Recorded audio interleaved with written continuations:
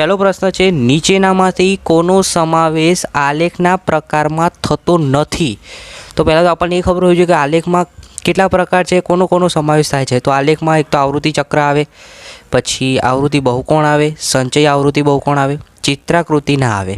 એટલે કોનો સમાવેશ ના થાય? તો ચિત્રાકૃતિ. તો આપણો પહેલો આન્સર આવશે ઓપ્શન સી. હું જેમ આન્સર કહું એમ નોટબુકમાં જોડે જોડે લખતા રહેજો અને તૈયાર કરી દેજો, બરાબર?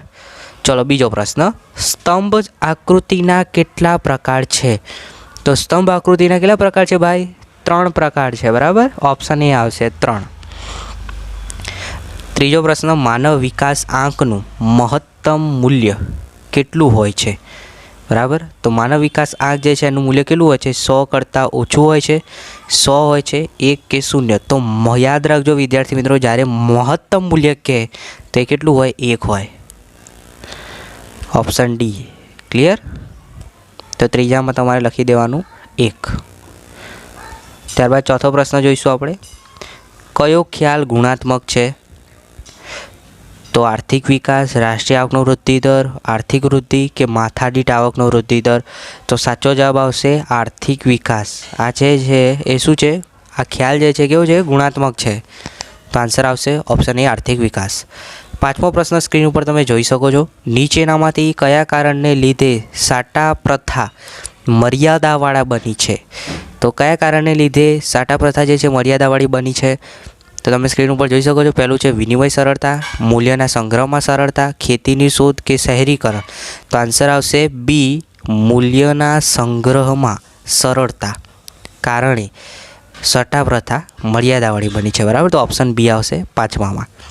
ચલો નેક્સ્ટ જોઈએ 6થો પ્રશ્ન, ફુગાવો એ કેવી ઘટના છે? સામાજિક, રાજકીય, નાણાકીય કે ઇચ્છનીય?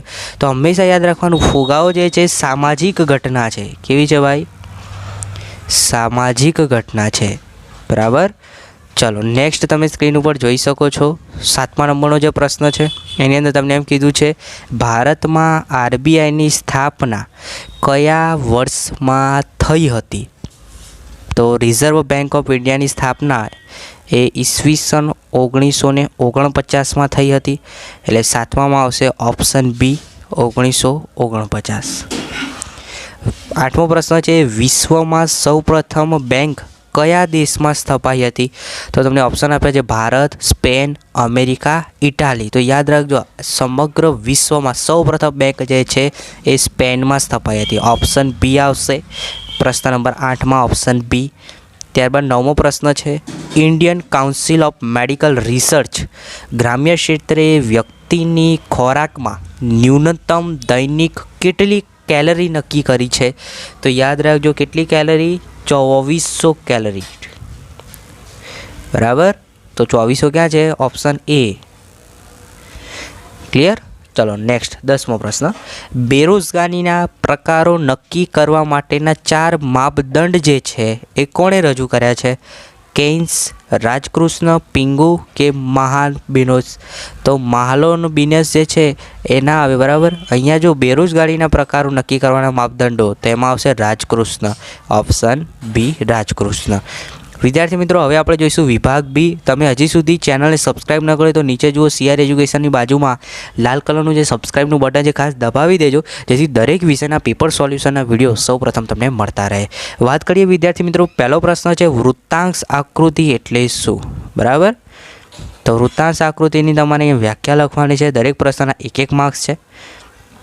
ત્યારબાદ બીજો પ્રશ્ન છે, જીવનની ભૌતિક ગુણવત્તાનો આંક કોણે રજૂ કર્યો હતો? 2014માં માનવ વિકાસ આંકની દ્રષ્ટિએ વિશ્વમાં પ્રથમ નંબરનો દેશ કયો હતો? તો એ દેશનું નામ તમારે ખાસ કમેન્ટમાં મને જણાવવાનું છે. મારે જોવું છે કેટલા વિદ્યાર્થીને આવડે છે. ત્યારબાદ જે આગળનો પ્રશ્ન છે, રોબર્ટ્સને આપેલી નાણાંની વ્યાખ્યા જણાવવાની છે તમારે. આગળનો પ્રશ્ન છે 5મો, નાણાકીય નીતિના પરિણાત્મક સાધનો એટલે શું? CRRનું પૂરું નામ લખવાનું છે. ગરીબી રેખા એટલે શું? ભારતમાં પ્રધાનમંત્રી જનધન યોજનાની શરૂઆત કયા વર્ષમાં થઈ હતી? અને છેલ્લો જે 9મો પ્રશ્ન છે, 1 ગુણનો પ્રશ્ન છે, ભારતમાં જોવા મળતી બેરોજગારી એ કયા સ્વરૂપની હોય છે? અને 10મો પ્રશ્ન છે, બેરોજગારી એટલે શું? તો આ 10 પ્રશ્નો ખાસ તૈયાર કરી દેજો. બરાબર છે. સંપૂર્ણ સોલ્યુશનની જે PDF છે ડાઉનલોડ કરી દેજો, લિંક નીચે ડિસ્ક્રિપ્શનમાં આપી છે. પરંતુ સૌપ્રથમ પહેલાં પ્રશ્નો જે છે નોટબુકમાં લખો, જેથી તમને ખબર પડે કે તમારે કેટલું તૈયાર કરવાનું છે. હવે જોઈશું આપણે વિભાગ સી. વિભાગ સીની અંદર 14 પ્રશ્નો છે. એક પ્રશ્નના 2 માર્ક્સ, એટલે ટોટલ વિભાગ સી તમને 28 માર્ક્સ અપાવશે. બરાબર, ખાસ ધ્યાન રાખજો, 100માંથી 28 માર્ક્સ વિભાગ સીમાંથી તમને મળે છે. તો પહેલો પ્રશ્ન છે, આકૃતિનો અર્થ આપી તેની ઉપયોગિતા જણાવો. ઇન્ટરનેટના ઉપયોગના ભય સ્થાનો જણાવો.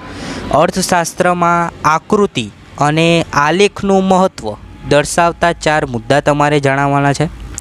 ત્યારબાદ રાષ્ટ્રીય આવકના નિર્દેશકની મર્યાદાઓ, કોઈ પણ 2 મર્યાદાઓ તમારે લખવાની છે, કારણ કે 2 માર્ક્સનો પ્રશ્ન છે એટલે 2 મર્યાદાઓ લખવી પડશે. 5મો પ્રશ્ન છે, માથાદીઠ આવક એટલે શું? રાષ્ટ્રીય આવકની તુલનામાં માથાદીઠ આવકના માપદંડ શા માટે વધારે આવકારદાયક છે તે જણાવવાનું છે. માનવ વિકાસ આંકનું મહત્ત્વ દર્શાવતા 4 મુદ્દા લખો. આ બધા 2 ગુણના પ્રશ્નો છે, એની અંદર તમારે ઓછામાં ઓછા 4 મુદ્દા ફરજિયાત લખવા પડશે. ત્યારબાદ 27મો પ્રશ્ન છે, નાણાંના પ્રકાર જણાવો. દાબેલો ફુગાવો એટલે શું? ગ્રાહકોના એજન્ટ તરીકે બેંક કઈ સુવિધા પૂરી પાડે છે? ત્યારબાદ RTGC અને કોરનું પૂરું નામ લખવાનું છે.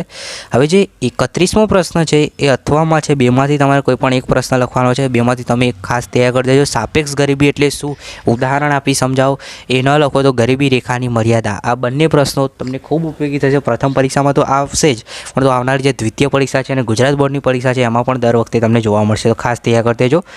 ત્યારબાદ નેક્સ્ટ પ્રશ્ન છે, ગરીબીના સામાજિક કારણો ટૂંકમાં સમજાવો. ઘર્ષણજન્ય બેરોજગારીનો અર્થ અને ઉદાહરણ આપો. ભારતમાં બેરોજગારી માટે બચત અને મૂડીરોકાણનો નીચો દર જવાબદાર છે, એ સમજાવવાનું છે. જો એ ન લખો તો એની અથવામાં બીજો પ્રશ્ન છે, અર્ધ બેરોજગારી એટલે શું? ઉદાહરણ આપી સમજાવવાનું છે. હવે વિદ્યાર્થી મિત્રો વાત કરીશું સેક્શન ડી. સેક્શન ડીની અંદર વિદ્યાર્થી મિત્રો 3 ગુણના પ્રશ્નો છે.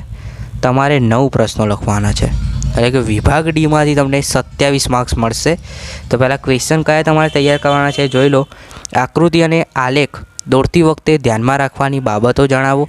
અર્થશાસ્ત્રના અભ્યાસમાં કોમ્પ્યુટર ટેકનોલોજીની ઉપયોગિતા, કોઈ પણ 3 મુદ્દા તમારે લખવાના છે. આર્થિક વિકાસના લક્ષણોની સમજૂતી આપો. ત્યારબાદ જે 38મો પ્રશ્ન છે અથવામાં છે, 2માંથી તમારે એક પ્રશ્ન લખવાનો છે. સાટા પ્રથાની મર્યાદા જણાવો, અથવા તો વસ્તુની માંગમાં વધારે થવાને કારણે ફુગાવો સાથે ઉદ્ભવે છે તે સમજાવવાનું છે. ત્યારબાદ 39મો પ્રશ્ન છે, વેપારી બેંક અને મધ્યસ્થ બેંક વચ્ચેનો તફાવત લખો. બરાબર, 3 મુદ્દા લખી દેવાના, અને એ ન લખો તો એની અથવામાં બીજો પ્રશ્ન છે, RBIના બિન નાણાકીય કાર્યો સમજાવો. ત્યારબાદ 40મો પ્રશ્ન છે, નાણાકીય નીતિના ગુણાત્મક સાધનો ઉપર નોંધ લખો. અને જે 41મો પ્રશ્ન છે અથવામાં છે, 2માંથી કોઈ પણ એક પ્રશ્ન તમારે લખવાનો છે. પહેલાં તો પ્રશ્ન લખી દો, પછી સોલ્યુશનની PDF ડાઉનલોડ કરી દેજો, જેની લિંક હું નીચે ડિસ્ક્રિપ્શનમાં આપી દઉં છું. 41મો જે પ્રશ્ન છે, પહેલું છે, ગરીબીના કોઈ પણ 3 નિર્દેશકો સમજાવો. એ ન લખવું તો ટૂંક નોંધ લખો, ગરીબીના ઐતિહાસિક કારણો. ત્યારબાદ પ્રચ્છન્ન બેરોજગારીનો ખ્યાલ ઉદાહરણ આપી સમજાવો. અને બીજું છે, ચક્રીય બેરોજગારીનો ખ્યાલ સ્પષ્ટ કરવાનો છે. હવે નેક્સ્ટ છે વિભાગ ઈ. વિદ્યાર્થી મિત્રો વિભાગ ઈ તમે સ્ક્રીન ઉપર જોઈ શકો છો, જેની અંદર તમને સિમ્પલ અહીંયા શું કીધું છે, તો ટોટલ 5 ગુણના પ્રશ્નો છે. 5 પ્રશ્નો આવશે એટલે વિભાગ ઈ કુલ 25 માર્ક્સનો છે ભાઈ. બરાબર, 5 ગુણના પ્રશ્નો છે, એટલે સવિસ્તાર તમારે વર્ણન કરવાનું છે. પહેલો પ્રશ્ન છે, આર્થિક વૃદ્ધિ અને આર્થિક વિકાસનો અર્થ આપી તે બંને વચ્ચેનો તફાવત સ્પષ્ટ કરો. એ ન લખો તો એની અથવામાં બીજો પ્રશ્ન છે, આર્થિક વિકાસના નિર્દેશક તરીકે જીવનની ભૌતિક ગુણવત્તા સુધારણા આંક વિશે સમજાવવાનું છે. ત્યારબાદ બીજો પ્રશ્ન છે, નાણાંનો ઉદ્ભવ અને વિકાસ જણાવી નાણાંના કાર્યો સમજાવવાના છે. ત્રીજો જે પ્રશ્ન છે અથવામાં છે, 2માંથી કોઈ પણ એક તમારે લખવાનો છે, વેપારી બેંકના મુખ્ય કાર્યો ચર્ચો. એ ન લખો તો એની અથવામાં બીજો પ્રશ્ન છે, નાણાકીય નીતિના પરિણાત્મક સાધનો, ગમે તે 5 સાધનો સમજાવવાના છે. ત્યારબાદ 5 ગુણનો ચોથો પ્રશ્ન છે, ભારતમાં ગરીબી ઘટાડવાના કોઈ પણ 5 ઉપાયો ચર્ચવાના છે. મોસ્ટ આઈમ્પી પ્રશ્ન છે, જે આવનારી બોર્ડની પરીક્ષામાં પણ તમને ઉપયોગી થશે, એટલે ખાસ તૈયાર કરી દેજો. ત્યારબાદ છેલ્લો 5 માર્ક્સનો 5મો પ્રશ્ન છે, આંકડાકીય માહિતી આપી છે, એના આધારે પાસેની સ્તંભાકૃતિ રજૂ કરેલું છે, એનું વિશ્લેષણ કરવાનું છે.